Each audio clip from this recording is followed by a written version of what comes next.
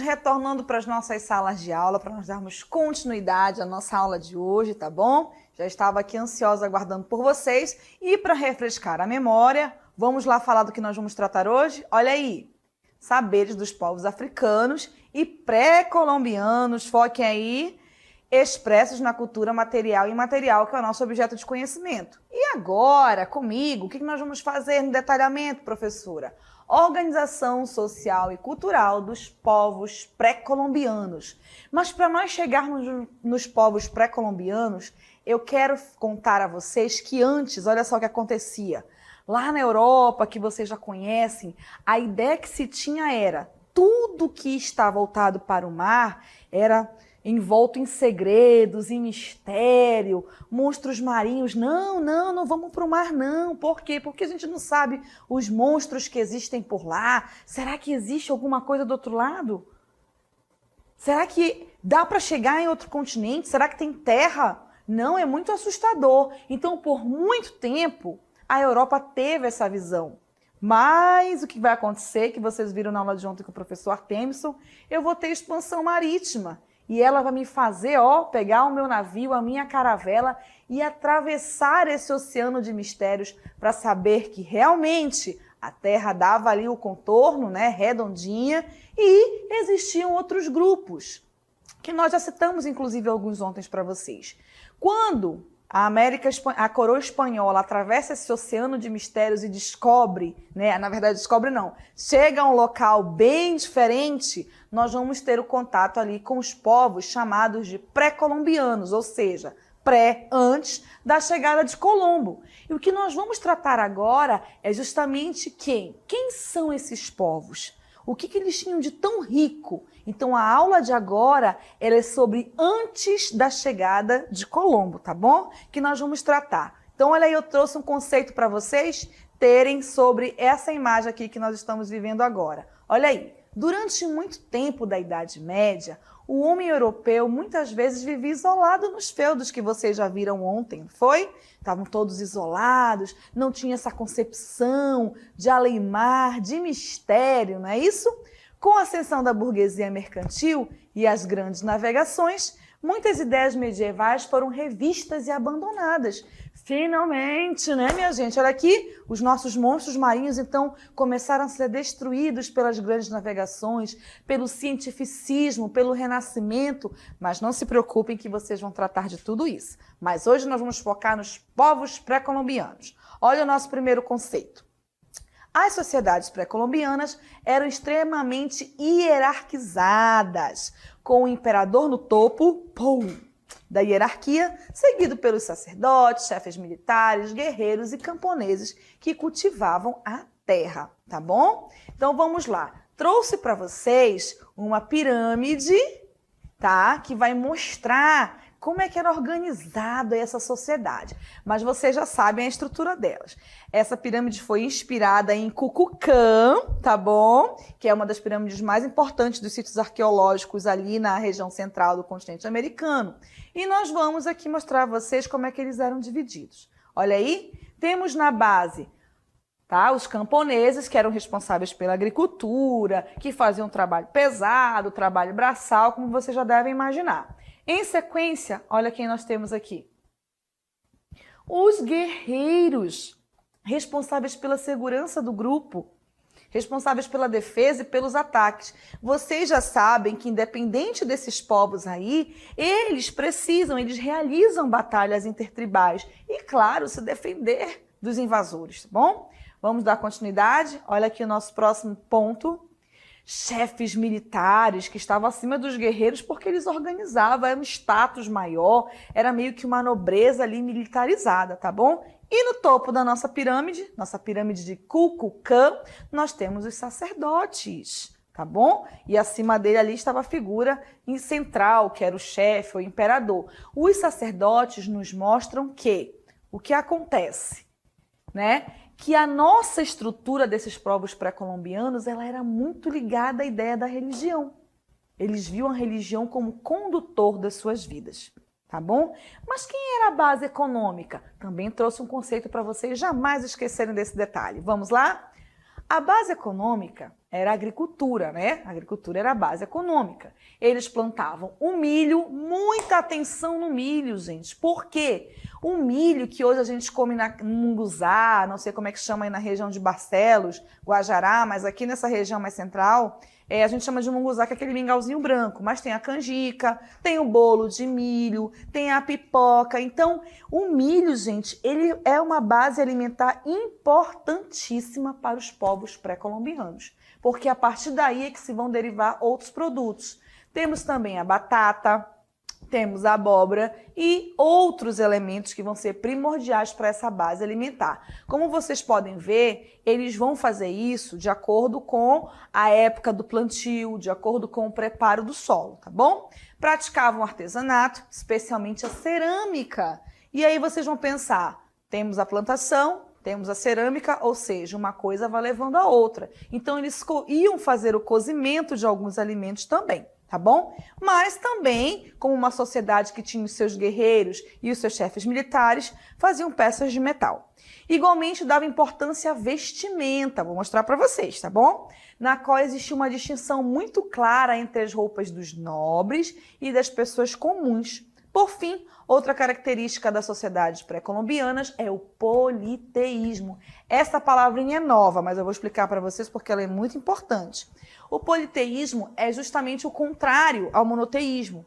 Ou seja, o monoteísmo é quando uma sociedade, um grupo, eles adoram apenas a um Deus, como acontece no cristianismo, tá bom? O politeísmo é justamente quando há um conjunto de deuses, de elementos, tá bom? Que são envolvidos ali na religião.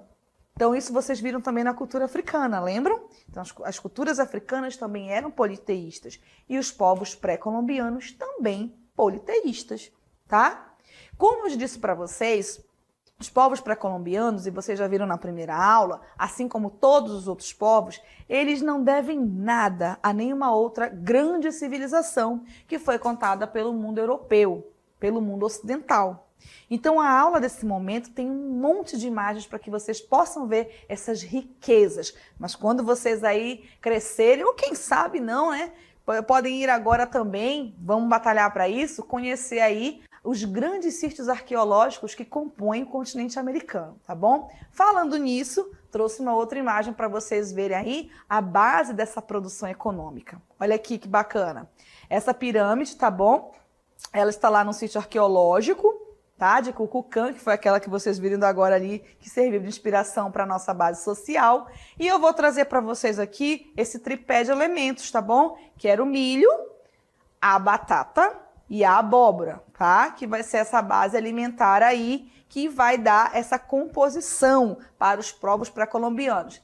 Aí vocês vão me perguntar, eles só viviam disso? Não. Eu trouxe esses 3 elementos para mostrar a vocês que dessa base eles faziam outros tipos de sustentação, tá certo?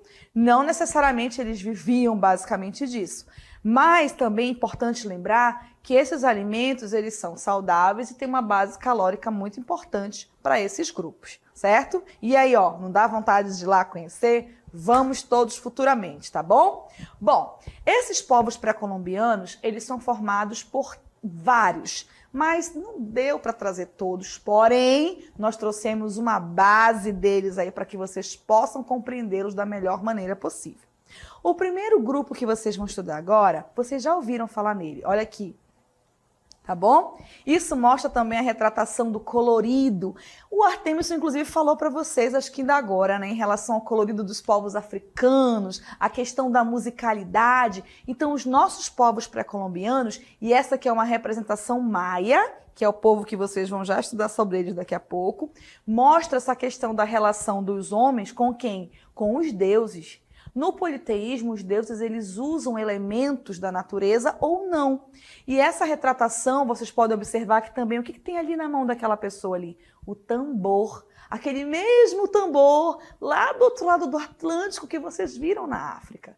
Então, como vocês podem ver, professora, será que eles se cruzaram um dia? Não sabemos ainda, né? Mas nós sabemos que há uma grande riqueza, tanto lá na África, com as pirâmides do Egito, com os núbios e tudo mais, quanto aqui na América, com os pré-colombianos. Eu acho que eu tenho mais uma situação aí para mostrar para eles, né?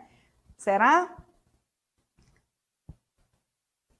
Olha aí, trouxe as vestimentas. Então, as vestimentas, elas variavam de acordo com o quê? Com a condição social da pessoa. Então, ali, ó, o primeiro mais bem vestidinho, com certeza ali fazia parte de um grupo mais elaborado de guerreiros, né? Temos aqui os camponeses e eles se vestiam de acordo com a sua colocação social. Tá bom? Essa sociedade era hierarquizada. Então, o que isso quer dizer? Não tinha uma mobilidade. Quem nasceu naquela classe dos camponeses ficaria ali. Quem nasceu aqui nos nobres, nos guerreiros, também ficariam por aqui. Tá bom? Então, havia essa situação aí para resolver, tá? Como eu havia prometido, trouxe para vocês também um conceito sobre os maias. Vamos lá? Olha aí. A civilização maia, considerada a mais notável entre as culturas pré-colombianas, tem em sua formação traços da cultura olmeca e zapoteca, entre outras. Desenvolveu-se principalmente entre os anos de 300 a.C. a 950, ocupando a extensa área da península de Yucatán. Um dos mais importantes monumentos desse tipo está situado nas ruínas de Chichén Itzá, ou seja, os maias eles deixaram um grande legado em relação às construções. Na pintura são importantes os murais com técnicas de afresco sobre temas religiosos ou históricos. Olha a observação aí, utilizando muitas cores. A pintura era também empregada para decorar a cerâmica e ilustrar os códices, que eram umas pequenas formas de letra que vão servir de base para os estudos sobre os maias. E aí vocês vão lembrar agora, fechem os olhinhos rapidamente e imaginem o Coliseu lá em Roma. Lembram dele? Imagina aquelas colunas lá na Grécia. Depois eu vou trazer um negócio para vocês, uma imagem que vai, ó, impactar vocês, que é aqui na nossa vizinha América Central, lá onde os maias habitavam. Vejam aí, nós temos aí as ruínas de Chichén Itzá, no atual México. Vocês conseguem observar essa imagem? Ela mostra a gente a grandiosidade. Isso era uma cidade. Então, em algumas cidades existiam várias pirâmides. Várias pirâmides. Ou seja, nossa, professor, os egípcios também faziam e a galera que também fazia. Eles entendiam de matemática, de medicina, de astronomia. Então, quando nós falamos, estamos há 3 dias, né, imagino, falando nisso, a história é importante de todos os lados. Não é só a Europa, não é só a Ásia. Aliás, não é só a Europa, mas também a Ásia, a África e o continente americano. Nós falamos dessas riquezas. Olha o capricho nessa estrutura. Trouxe também uma outra imagem para vocês de um local chamado Tikal. Tikal é um sítio arqueológico também muito importante e ele está onde hoje é a Guatemala. Por quê? Porque os maias, eles não eram um povo só. Eles eram formados por vários povos. Eles tinham uma unidade característica, mas eram espalhados em várias cidades, onde hoje é o México, Panamá, a Guatemala, e esses sítios todos são abertos à visitação. Então, eles são de grande importância para nós. No texto também foi citado sobre os afrescos, que são pinturas, e eu quero que os olhinhos de vocês se atentem para essa imagem, para vocês observarem um colorido e observarem a qualidade desse material, porque se vocês atentaram para o texto, lá dizia que eles começaram a ser extintos basicamente em 950 depois de Cristo. Nós já estamos no ano de 2021 depois de Cristo. E olha aí a qualidade. Imaginem as técnicas que eles não utilizaram para desenvolver essas pinturas. E se vocês observarem, é meio que um ritual, né? Pode observar aí o vermelho, o amarelo bem forte. Então, as tintas, elas não são como são feitas hoje nas fábricas, com elementos químicos super fortes. Eles usavam elementos da natureza para isso. Então, aí nós começamos a observar essa riqueza que existe nesses povos, tá bom? Caso vocês tenham alguma dúvida sobre eles, tá? Vocês podem entrar ali no nosso chat com o professor Temerson, que ele também vai ter o maior prazer em responder vocês, tá bom? Agora nós vamos ver sobre a cultura asteca. Os astecas são a última força unificadora do México pré-colombiano antes da colonização europeia. No período entre os anos de 1325 d.C. e 1521. Ou seja, eles conseguiram se prolongar um pouquinho mais. Eles conseguiram resistir. Lembrem-se, gente, que esses povos pré-colombianos, eles não têm as armas de fogo. Então, muitas vezes, eles resistiram por acordos. Eles resistiram por negociações. Era uma forma de sobrevivência, sem contar nas inúmeras doenças que os devastavam também, todos esses grupos. Mas não se preocupe que nós vamos falar sobre isso mais para frente, tá bom? Só continuar a leitura aí com vocês. Na sucessão de povos mesoamericanos que deram origem a essa civilização, destacam-se dois: toltecas e os xiximecas. Então, esses povos é que dão origem a essas grandes civilizações. São formados ali por vários, às vezes um venceu o outro na batalha, às vezes um sentiu a necessidade, se sentiu fragilizado. Vamos se unir com um colega que é melhor. E também é importante ressaltar que alguns têm muitas coisas em comuns. Então é melhor já se unir, tá? Para manter a sua sobrevivência do que se manterem separados, ok? Vamos, temos também outras citações aí. Também eles eram chamados de mexicas, tá bom? E aí, ó, eles vão migrar para o Vale do México também, conhecido como Ahuanacá, no princípio do século XIII, assentando-se na maior ilha do lago de Texcoco. Mais tarde, esse lago, infelizmente, foi drenado pelos espanhóis. Vocês sabem o que é drenar um lago, gente? O lago tá lá lindo, bonito, e ele é sugado.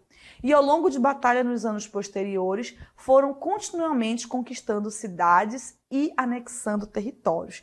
Então, os astecas, olha aqui para a professora, que está num ambiente bem legal já para falar para vocês, eles vão lutar até o fim. Então, vocês viram aí, 1521 já é século XVI, né, gente? Então, eles resistiram o máximo que eles puderam. Esse ambiente que vocês estão vendo agora, ele está bem numa região central, onde hoje é a cidade do México, são as ruínas de Tenochtitlán, que era a principal cidade asteca nessa região, tá? E é o que vai acontecer, podem observar que inclusive tem as pessoas visitando, né? Temos aqui a representação dessas indumentárias, o ouro, gente, que foi o que mais atraiu os colonizadores, brilhavam nessas pessoas, elas se vestiam adornadas de ouro, caprichosas e coloridas nas suas roupas, tá bom? As pedras preciosas, como por exemplo o quê? A pedra de jade, era uma dos elementos mais importantes que tinham. Gente, isso é jade, isso é verdinho, isso brilha. E eles usavam, tá? Os animais ou até mesmo elementos da sua criatividade para confeccionar essas pedras. Se tira ali e se vocês observarem para ela, isso aqui é um redesenho para vocês, ela tem detalhes. Gente, isso é pedra. Isso é muito rígido. E eles usavam de técnicas, criaram técnicas para talhar esse material. Tá bom? Vocês viram que eu citei um povo chamado Olmeca. Lembram deles? Então vejam bem, Olmeca, eles são a base de muitos outros povos que vão formar esses grupos pré-colombianos. Então, dentre os diversos povos da Mesoamérica, destaca-se a civilização Olmeca, considerada a cultura mãe. Olha essa palavra, mãe, ou seja, ela deu origem, eles vão contribuir de alguma forma com todos os outros grupos. Não é bacana isso? É como eu já disse a vocês, nem sempre aquele grupo ali consegue se suster sozinho. Imagina, gente, eles não tinham arma de fogo, eles não tinham cavalos, eles viviam de forma a sobreviver e a dar continuidade. Já desenvolviam outras ciências que a gente acha que a matemática foi inventada lá pelos gregos. que a astronomia, a medicina, quanto na verdade esses grupos aqui, também estavam muito avançados. Mas como vocês já sabem, por duas palavrinhas que vocês aprenderam ontem, etnocentrismo e eurocentrismo, a maioria desses povos teve a sua história abafada durante muito tempo, tá bom? Então, onde eles estavam, a cultura mãe, olha aí, eles são considerados a cultura mãe do Antigo México, tá? Que de 1800 a.C. a 600 a.C. ocupou os territórios que correspondem na atualidade aos estados de Tabasco e Veracruz, ali na América Central também, tá bom?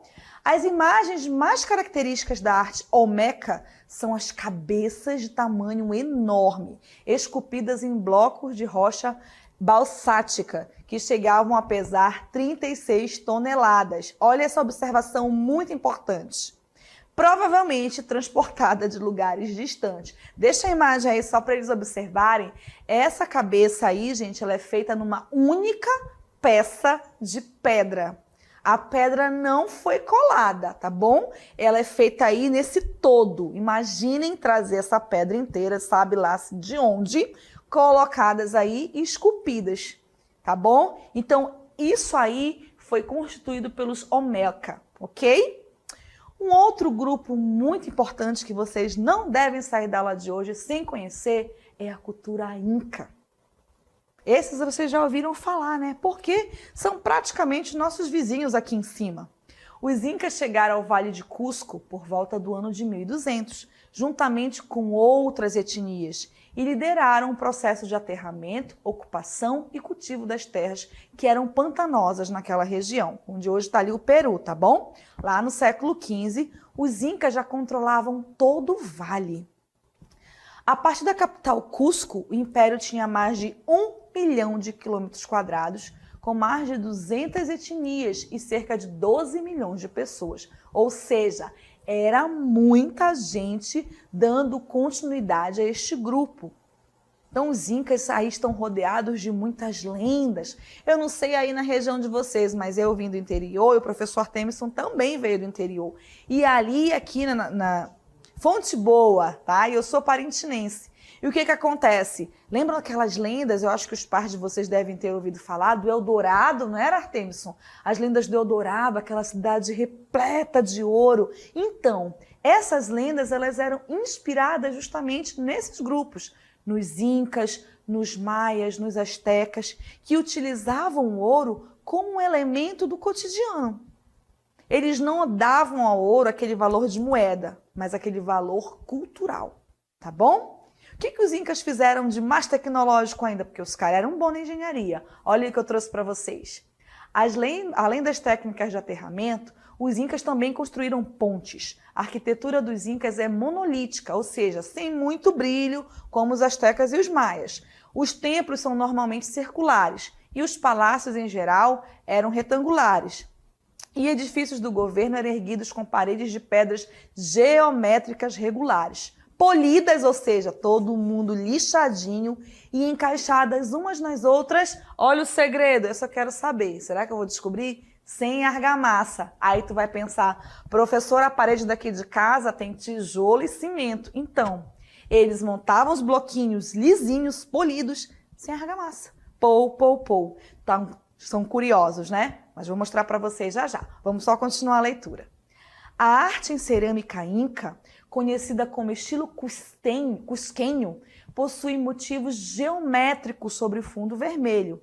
E os incas também dominavam a metalurgia. Ai, eu achei que a idade dos metais era só lá na Grécia. Então, os incas também já manuseavam os metais, gente. E, obviamente, depois de tantos elogios aos incas, depois de aguçar aí a criatividade de vocês, imaginando como é que bom montam blocos sem argamassa. E aí eu falei lá no texto também, eles ocuparam todo o vale. Quando eu falo vale, vocês imaginam um lugar bem alto. Eles construíram algumas cidades nesses locais, minha gente, no alto das montanhas. Aí vocês vão dizer, como, professora? Inacreditável? Não, não é inacreditável, eu trouxe a imagem para vocês. Olha aí.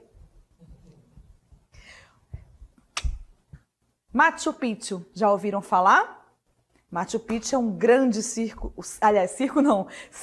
arqueológico a céu aberto. Vamos visitar também, vamos anotar tudo aí. O Artemison está anotando que a gente vai aí visitar esses lugares. E Machu Picchu, gente, é um lugar envolvido em mistérios, em lendas. Era bem alto para ficar perto de quem? Do Sol, porque o Sol era o maior deus para essa civilização. Então aqui eles viviam, são as suas casas, são os seus templos. Aqui também, no alto lá das montanhas, eles também plantavam. Então essa aqui é a cidade de Machu Picchu, ela é a mais importante para a civilização Inca. Era aqui que era o famoso Império do Sol, porque ele estava bem pertinho ali do Sol, tá bom? Eles também são muito envolvidos com a religiosidade, com a música, com a dança. Aqui nós temos um tambor de celebração, tudo feito à mão aqui, alguma pele de animal deve ter servido para manusear. Então, quando vocês pensarem na aula do professor, que foi logo cedo, e nessa aula de agora, vocês vão observar que tem muitos elementos em comum. O colorido, as técnicas extremamente avançadas também, tá bom? Bom, para fechar, eu também vou trazer para vocês a cultura mochica. Vamos falar um pouquinho dela? Os mochicas possuíam um estado poderoso e centralizado, que controlava a produção artesanal e a acumulação e a distribuição de alimentos. Opa! Olha esse pessoal tá ligado em quê? Tá ligado no dinheiro, meus queridos. Olha aí, controlavam produção artesanal e acumulação e distribuição de alimentos. Então aí a gente já vê uma outra pegada, né? Um povo aí ligado na economia, mas não só para si, mas também para comercializar com outros grupos. E isso também era muito importante. Tenho certeza que a maioria de vocês ainda não tinha ouvido falar nessa palavra mochica. Vamos continuar a leitura? Olha aí, apresentavam grande produção artesanal, de formatos e motivos muito variados, com alto grau de detalhamento e realismo. As cerâmicas mochica tornaram-se em seu período as mais difundidas entre os povos mesoamericanos. Olha aqui para a professora. Então isso prova essa intenção comercial deles. Eles não produziam apenas para si, eles produziam para expandir, tanto que há elementos mochica inseridos em outros grupos, em outras culturas ali, tá certo? Então eles tinham esse cuidado com o artesanato, justamente voltado provavelmente para esse processo de comercialização, tá bom? Mas eles foram um pouquinho mais além. Vamos ver então? Os mochicas se destacavam por meio de sua arte em metal. Na tumba do senhor de Sipan, os arqueólogos encontraram quantidade expressiva de objetos em metais preciosos, como máscaras, cetros, brincos e ornamentos. E aí eu quero fazer uma seguinte comparação com vocês. Na nossa região amazônica, que é bem pertinho ali dos Incas e também pertinho dos mochicas, né? Tá todo mundo aqui meio vizinho, ali Colômbia, Venezuela, Peru, Equador. Se vocês prestarem atenção, muitos dos nossos povos indígenas, eles também usam esse colorido. Eles também protegem os seus mortos de alguma forma. E aí o que acontece? Essa ideia do colorido, essa ideia da musicalidade. E quando vocês viram o continente africano, vocês viram lá no 6º ano que as pirâmides do Egito, elas serviam para quê mesmo? Deixa eu ver se alguém lembra aí na turma da Cristiane e da Aldilene. Lembram? Eram as tumbas do faraó. E a gente fica pensando, nossa, os faraós do Egito eram bons demais. Mas não era só lá no Egito que havia esse cuidado com os mortos. Olha aqui o túmulo do senhor Sipan, que foi citado no texto. Trouxe para vocês verem também. Eu não posso ficar com uma riqueza de imagem dessa só para mim. Olha aí. Conseguem observar? Vou lá rapidinho só para mostrar para vocês. Aqui ele foi enterrado com toda a sua armadura e tudo o que pertencia a ele. Inclusive, ó, tem um pessoalzinho aqui do lado que são os seus vigias, né? Ou seja, ele está protegido. E aqui também, falando da cultura mochica ainda, nós podemos observar o detalhe cuidadoso nesse pedaço de madeira. E se vocês observarem bem, eu sei que vocês estão bem da visão, pode deixar aí para eles um pouquinho. Percebem que há 2 tons de madeira aí? Conseguiram captar? Uma madeira avermelhada e um tonzinho meio amarelo ali por fora. Ou seja, eles manuseavam muito bem as técnicas para a produção artística. principalmente o artesanato e também os metais, como vocês já viram, tá bom? Então, queridos, foi um prazer trazer para vocês os povos pré-colombianos tão riquíssimos, tão importantes. Não vão para casa com dúvidas sobre nenhum conteúdo das aulas de hoje, tá bom? Queridos, aqui eu me despeço. Foi um prazer estar com vocês, com o professor Temis e o nosso pessoal aqui também. E amanhã já estou ansiosa para ouvir todas as lendas que vocês vão trazer para nós. Então, gente, um abraço a todos, um ótimo final de tarde e até amanhã.